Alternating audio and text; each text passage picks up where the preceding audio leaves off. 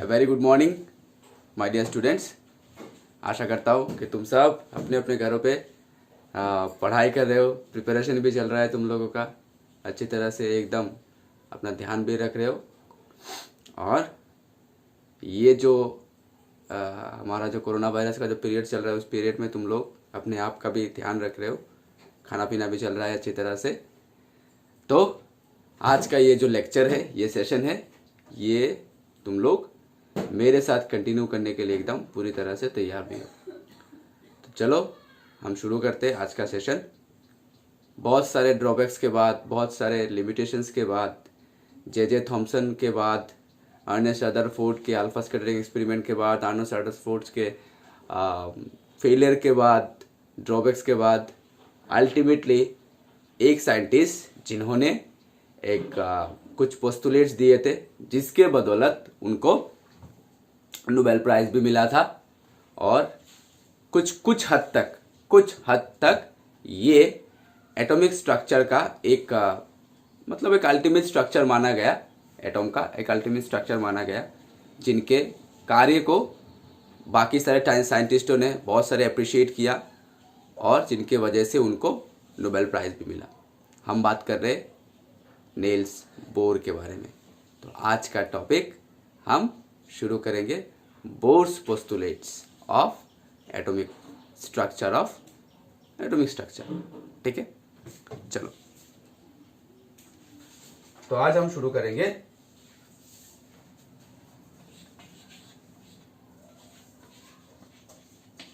Bourse postulates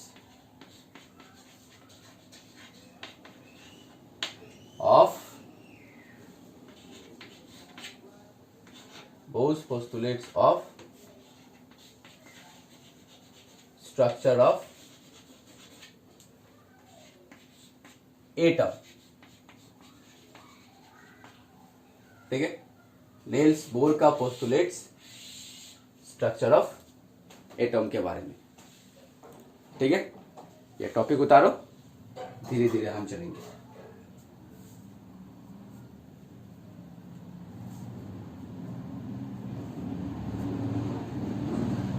तो Niels Bohr ने कुछ पोस्टुलेट्स दिए थे। उससे पहले हम अर्नेस्ट रदरफोर्ड के पोस्टुलेट्स के बारे में जानते हैं। अर्नेस्ट रदरफोर्ड जो मॉडल दिया था उसके बारे में हम जानते हैं। लिखने की कोई जरूरत नहीं, मैं समझा रहा हूं। अर्नेस्ट रदरफोर्ड ने क्या कहा कि सेंटर में हमारा न्यूक्लियस रहता है, जो कि पॉजिटिवली चार्ज सेंटर में न्यूक्लियस रहता है, और इलेक्ट्रॉन जो है वो इसके चारों ओर, न्यूक्लियस के चारों ओर सर्कुलर पाथ में रिवॉल्व करता रहता है। ठीक है, यही था हमारा रदरफोर्ड्स एटॉमिक मॉडल। ठीक है, अच्छा।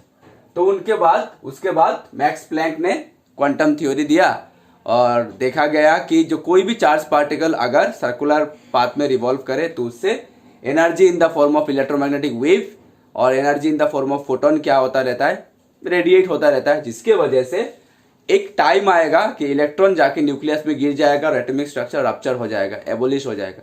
लेकिन प्रैक्टिकली ये पॉसिबल नहीं। इसी कारण था जिसके वजह से रदरफोर्ड का जो मॉडल है वो फेल कर गया, वो मतलब नल एंड वॉइड हो गया। ठीक है, अभी इसी बात को साइंटिस्ट तो खोज रहे। साइंटिस्टों का मेन मोटिव क्या चल रहा है? साइंटिस्टों का मेन मोटिव चल रहा है स्ट्रक्चर ऑफ एटॉम देना।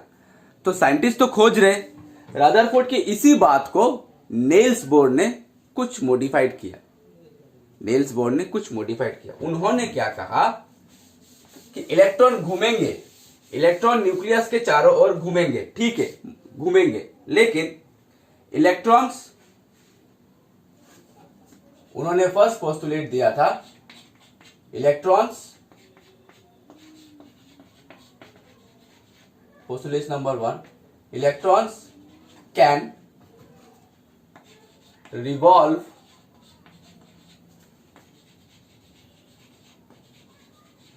around the nucleus. Electrons can revolve around the nucleus in all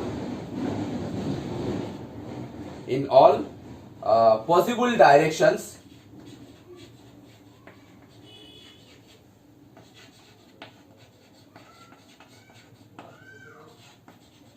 in all possible directions, in all possible direction only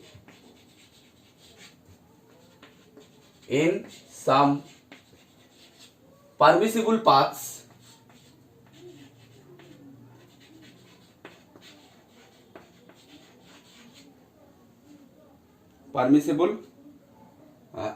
paths named as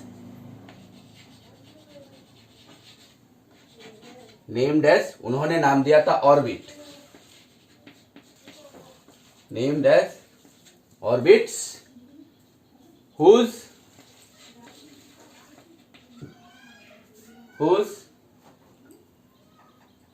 angular momentum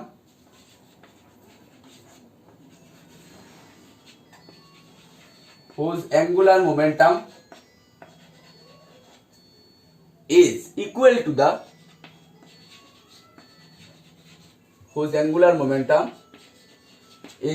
to the integral multiple of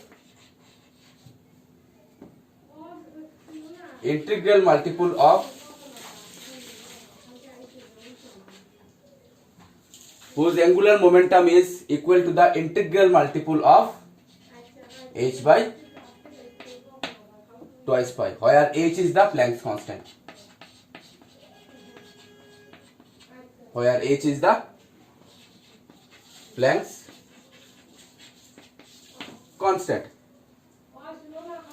ठीक है। उनका first postulates क्या था कि electrons can revolve around the nucleus. उन्होंने कहा था कि इलेक्ट्रॉन्स न्यूक्लियस के चारों ओर घूमेगा। ठीक है, घूमेगा। रदरफोर्ड ने कहा था इलेक्ट्रॉन्स न्यूक्लियस के चारों ओर घूमता है। नील्स बोर ने भी कहा ठीक है घूमेगा, लेकिन कुछ परमिसेबल रास्ते से जाएगा, कुछ भी डायरेक्शन पे, कुछ डायरेक्शन एंटी क्लॉकवाइज भी हो सकता है, क्लॉकवाइज भी हो सकता है, वो उन्होंने मैटर नहीं किया। उन्होंने कहा जाके चेंज किया, इन सम परमिसिबल पाथ्स, यहां पे जाके उन्होंने चेंज किया। ठीक है, यहां तक रदरफोर्ड का वैलिड है। Electrons can revolve around the nucleus in all possible direction, यहां तक रदरफोर्ड का वैलिड है। नील्स बोर ने कहा मॉडिफाइड किया, नील्स बोर ने यहां से मॉडिफाइड करना शुरू किया। In some permissible paths named as orbits, उन्होंने उस परमिसिबल पाथ्स को नाम दिया ऑर्बिट। ठीक है, जिसका एंगुलर मोमेंटम, अगर कोई भी पार्टिकल अगर सर्कुलरली रिमूव करे तो उसका एंगुलर मोमेंटम जनरेट होता है। Angular momentum means moment of the linear momentum, यानी लीनियर मोमेंटम अगर रोटेट करे तो उसको हम बोलते हैं एंगुलर मोमेंटम। ठीक है, तो उसका angular momentum is equal to the integral multiple of h by twice pi। Electrons उन्हीं सब रास्तों से घूमेगा, उन्हीं सब रास्तों से घूमता रहेगा न्यूक्लियस के चारों ओर, जिसका एंगुलर मोमेंटम रहेगा इंटीग्रल मल्टीपल यानी n इक्वल्स टू 1 2 3 ऐसे multiple of integral multiple of h by twice pi, where h क्या है हमारा प्लैंक्स कांस्टेंट। यानी अगर इसका मैथमेटिकल फॉर्म देखें, दैट इज एंगुलर मोमेंटम का फॉर्मूला हमारा mvr, m into v into r, mv यानी हमारा mass into velocity linear momentum, तो mass into velocity into radius mvr is equals to nh by twice pi, where n is the integral multiple and n equals to 1 2 3 ... ठीक है, electrons उन्हीं सब permissible path से घूमता रहेगा, उन्हीं सब रास्तों से घूमता रहेगा, जिसका एंगुलर मोमेंटम यानी mvr रहेगा integral multiple of h by twice pi। यहां तक रदरफोर्ड का वैलिड है, यहां तक डायरेक्शन पे, यहां तक रदरफोर्ड का वैलिड है। सिर्फ नील्स बोर ने कहा जाके मॉडिफाइड करना शुरू किया, नील्स बोर ने यहां से मॉडिफाइड करना शुरू किया। इन सम परमिसिबल पाथ, कुछ रास्ते, अलाउड रास्ते से इलेक्ट्रॉन्स घूमता रहेगा, उन्होंने उस अलाउड रास्ते का नाम दिया है ऑर्बिट, जिसका एंगुलर मोमेंटम रहेगा h by integral multiple of h by twice pi। ठीक है, यहां तक उतारना।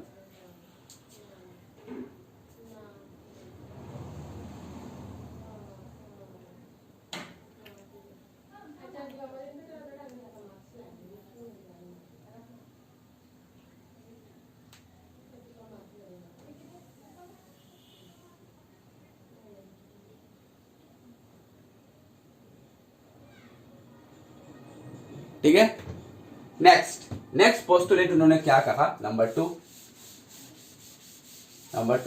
रदरफोर्ड के मॉडल के एक और कमी थी, जब इलेक्ट्रॉन रिवॉल्व करता है तो उससे एनर्जी रेडिएट होता रहता है, ठीक है। अभी इस सवाल का नील्स बोर ने क्या जवाब दिया, सवाल दिया पोस्टुलेट नंबर 2 पे।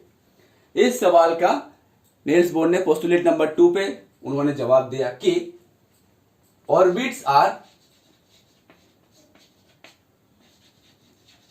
Non radiating paths,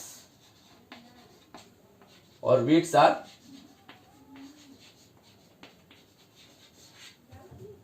non radiating paths and energy will radiate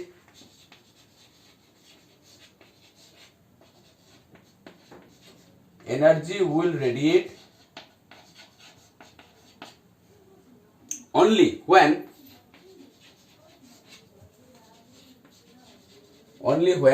electrons are jumps from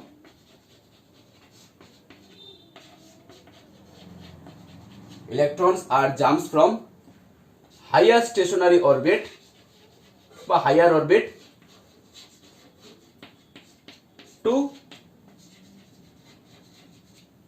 lower orbit in the form of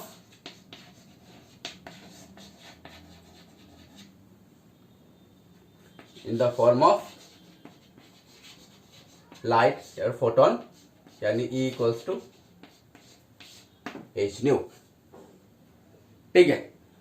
उन्होंने सेकेंड जो पॉइंट रह गया था रदरफोर्ड का, उस पॉइंट का उन्होंने पोस्टुलेट नंबर 2 पे उन्होंने जवाब दिया। नील्स बोर ने क्या कहा कि orbits are non radiating, orbit जो है वो नॉन रेडिएटिंग वाला ऑर्बिट है, यानी जो इलेक्ट्रॉन जो ऑर्बिट में घूम रहा है घूमेगा लेकिन एनर्जी रेडिएट नहीं करेगा। इलेक्ट्रॉन्स आर परमिसिबल पाथ, यानी ऑर्बिट पे घूमता रहेगा, उन्होंने तो नाम दिया ऑर्बिट, तो इलेक्ट्रॉन्स ऑर्बिट पे घूमता रहेगा लेकिन एनर्जी रेडिएट नहीं करेगा।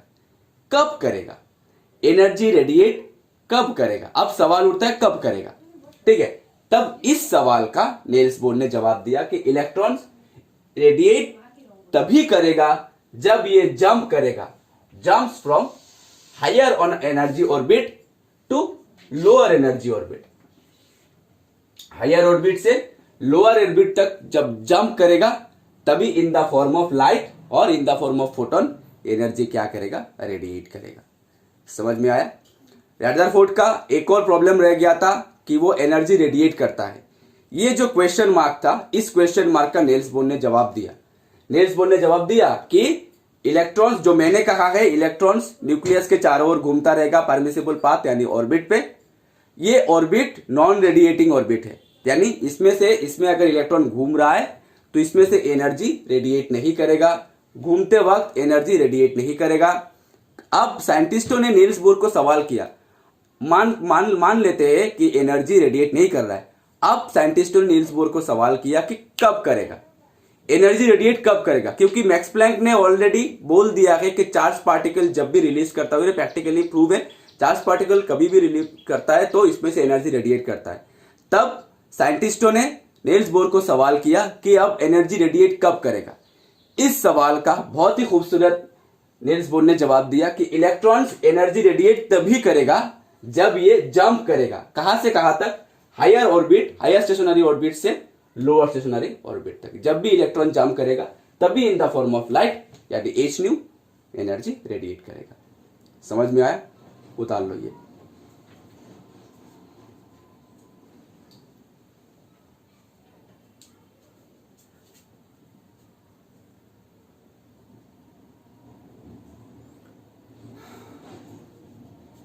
इन्हीं दो पोस्टुलेट्स की वजह से, इन्हीं दो लॉ की वजह से नील्स बोर को नोबेल प्राइज से सम्मानित किया गया था।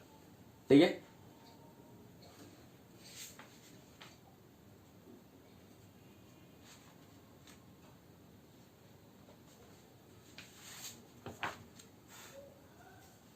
ओके। अच्छा, तो इन्हीं बोर्स पोस्टुलेट्स को हम यूज करके हम स्टेशनरी ऑर्बिट का रेडियस निकालेंगे। ठीक है, bourse theory of atomic structure.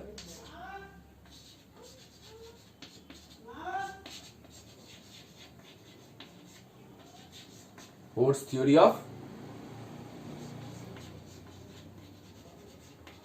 Atomic structure. ठीक है, इसमें से हम फर्स्ट करेंगे calculation of radius. Calculation of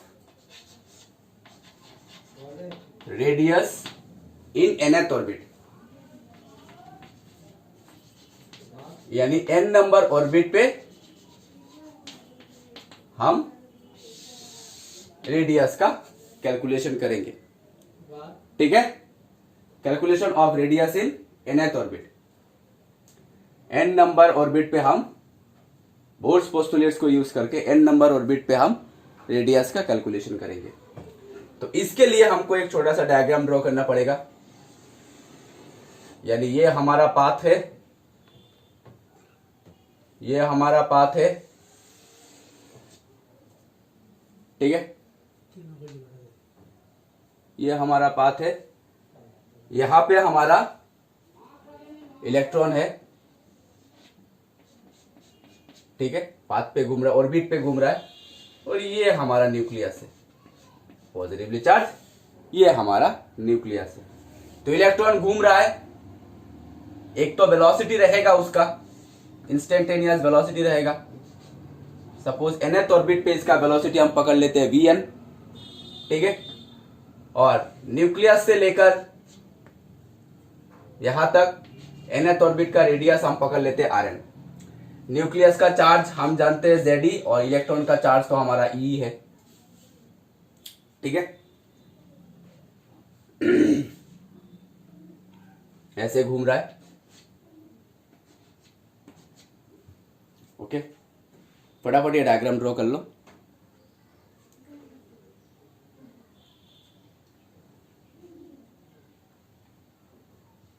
okay, अच्छा, तो coulomb force of attraction between nucleus and electron.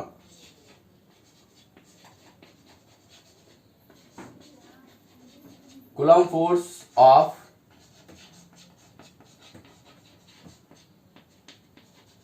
attraction between nucleus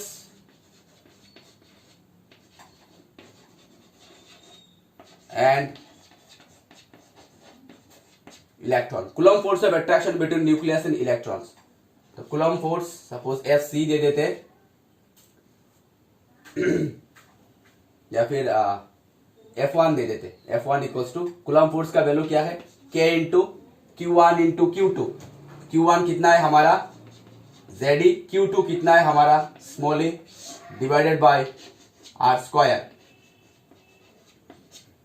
ठीक है, K into Q1 into Q2 divided by r square. तो हो गया हमारा K into Z into e square divided by r n square. ये हो गया हमारा F1। इसको हम इक्वेशन नंबर 1 दे देते। ठीक है, यहां तक उतार लो।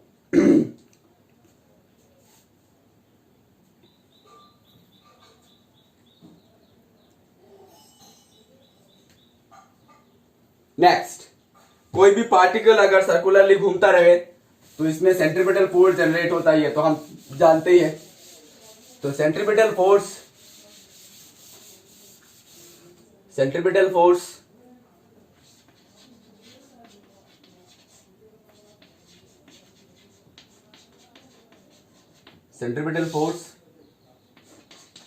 F2 दे देते। F2 is equals to centripetal force का value mv square by R. हम इलेक्ट्रॉन का मास पकड़ लेते हैं m into V N square divided by R N. Okay, इसको हम इक्वेशन नंबर 2 पकड़ लेते हैं, ठीक है। अच्छा, तो ये सेंट्रीपिटल फोर्स F1 और सॉरी सेंट्रीपिटल फोर्स F2 और कोलंबियन फोर्स F1 दोनों हमारा फॉर इक्विलिब्रियम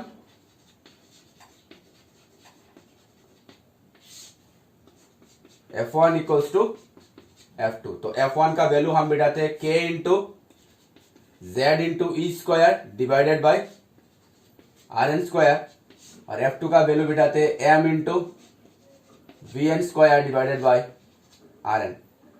तो एक RN ने मार दिया, इधर रह गया हमारा RN। तो यहां से हमारा RN इक्वल्स टू हो गया K into Z into e square divided by M into VN square, ठीक है। ये हो गया हमारा RN का वैल्यू। अब यहां से अगर हम वेलोसिटी निकालें, ये तो हो गया हमारा RN का वैल्यू। अगर हम K का वैल्यू अगर पुट कर दे और रेडियस इन nth अर्थ ऑर्बिट, भाई काम करते एक यहां से Vn को फ्री करते, बाद में हम रेडियस का वैल्यू निकालेंगे। Vn square is equals to हो गया K into z square divided by M into RN, ठीक है। इसको इक्वेशन नंबर 3 दे देते, ओके। यहां तक उतार लो,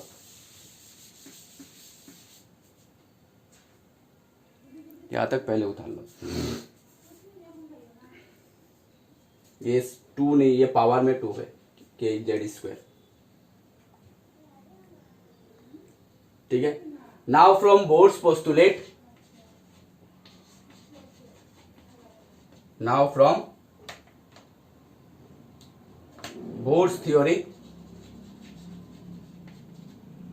व बोर्ड्स पोस्टुलेट्स भी हम लिख सकते हैं। नाउ फ्रॉम बोर्ड्स थ्योरी हमको क्या बोलता है कि M B N R N nth orbit पे, इसीलिए मैंने बी एन आर एन दिया। तो एम बी आर यानी angular momentum is equal to integral multiple of h by twice pi. यही तो है हमारा Bohr's postulate, M B R is equal to integral multiple of h by twice pi. तो यहां से हम Vn को फ्री कर देते, Vn को अगर हमने फ्री कर दिया तो ऊपर रह गया NH और नीचे रह गया हमारा twice pi M into RN, ठीक है। समझ में आया? यहां से हमने Vn को फ्री कर दिया तो Vn इक्वल टू हो गया N into H divided by twice pi M into RN। अभी इस Vn का वैल्यू हम इक्वेशन 3 पे पुट करेंगे। Now from equation 3,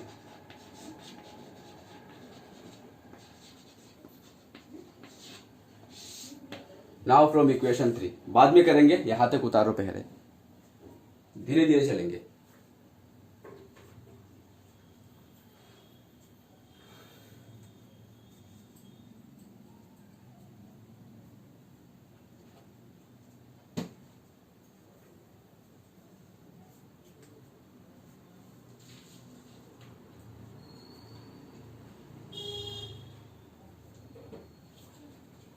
now from equation 3, अभी इक्वेशन 3 पे हम Vn का वैल्यू पुट करेंगे।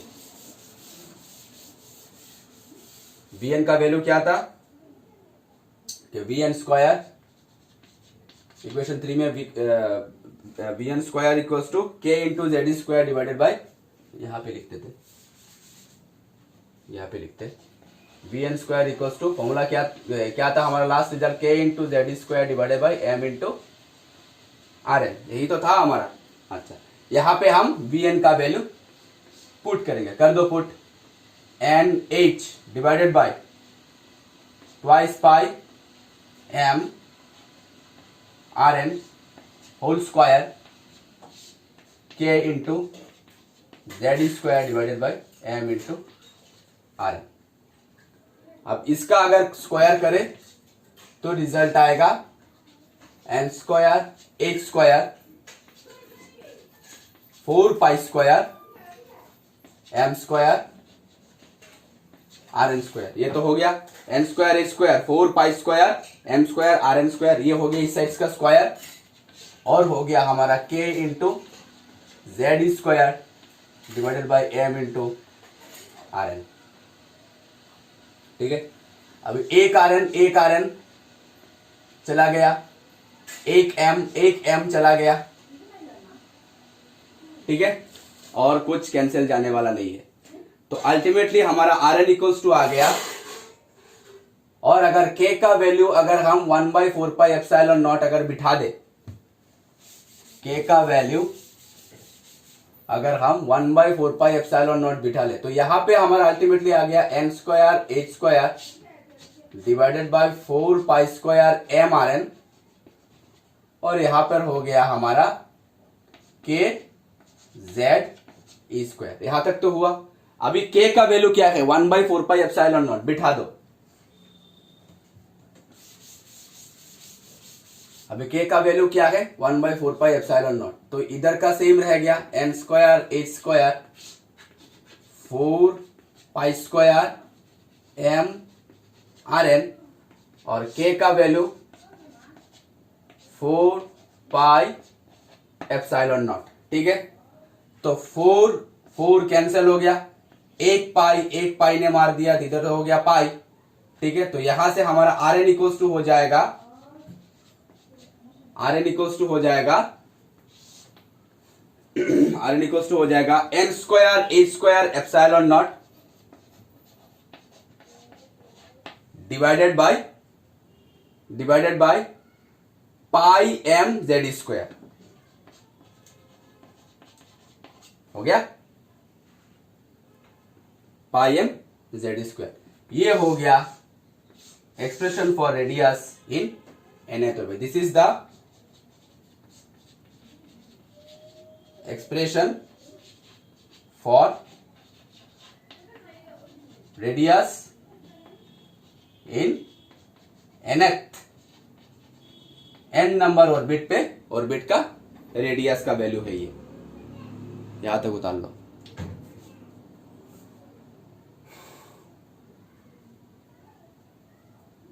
कुछ नहीं है, सिर्फ mathematical, simple mathematical calculation sir, और कुछ नहीं।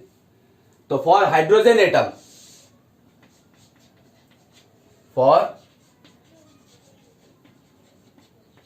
हाइड्रोजन एटम के लिए Z का वैल्यू हमारा 1 है।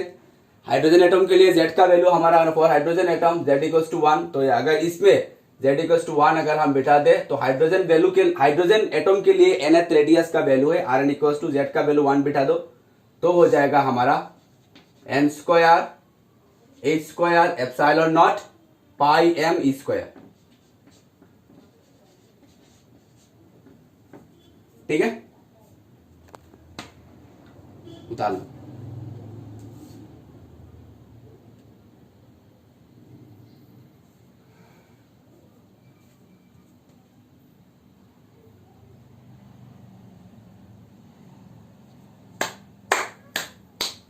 तो स्टूडेंट्स, आज का लेक्चर यहां तक ही समाप्त करते हैं। ये प्रैक्टिस करते रहना। नेक्स्ट सेशन पे हम एनर्जी कैलकुलेशन, उसके बाद वेव नंबर, फ्रीक्वेंसी, ये सब हम कैलकुलेट करेंगे, और उसके बाद हाइड्रोजन स्पेक्ट्रम भी देखेंगे। ठीक है, अगर हाइड्रोजन स्पेक्ट्रम 2 या 3 क्लास ले लेने से ये एटॉम्स चैप्टर भी हमारा खत्म हो जाएगा। तब तक के लिए stay safe, stay at home. Thank you so much.